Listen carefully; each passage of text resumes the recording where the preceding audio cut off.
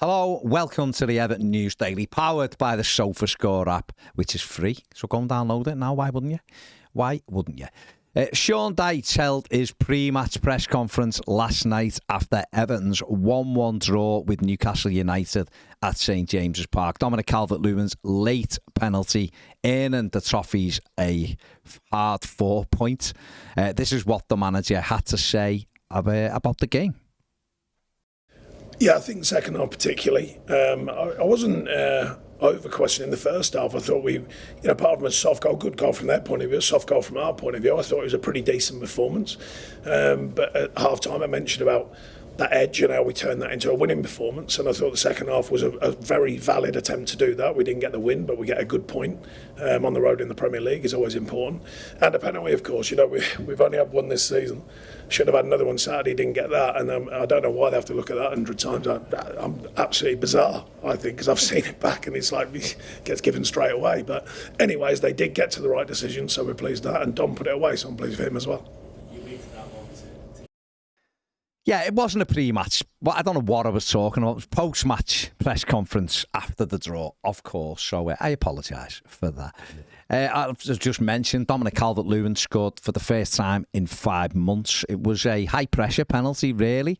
He stuck it away to the relief of all of us. This is what Sean Dyche thought about whether it'll help him relax now and maybe get amongst the goals for the rest of the season. This is what the manager had to say.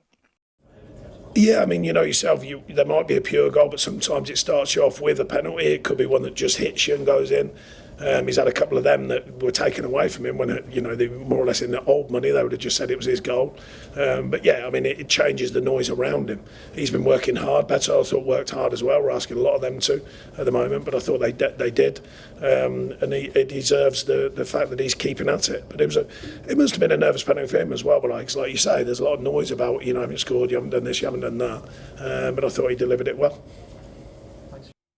Yeah, let's hope it inspires Dom to get amongst the goals. We need some goals from him and Beto in these final 8 games. We need to get some victories under our belt, starting with Burnley at the weekend. Another reason why Everton got a point last night was the performance of England goalkeeper Jordan Pickford.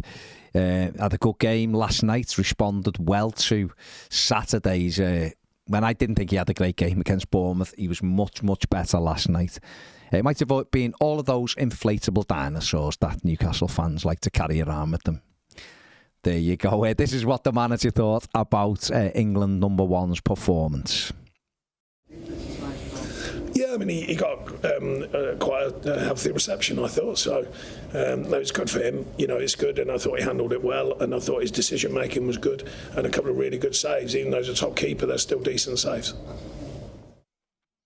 Everton's fan advisory board have received a response from the Premier League to the letter they sent last week. The letter is based around Everton's proposed acquisition of control by 777 Partners.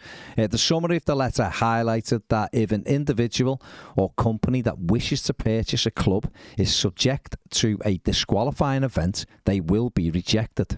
However, if the board is not satisfied with the source and sufficiency of funding behind the purchaser has the opportunity to address the concern. The rules provide no deadline for the latter. In practice, of course, it remains open to the incumbent owner to move on to seek alternative investment elsewhere.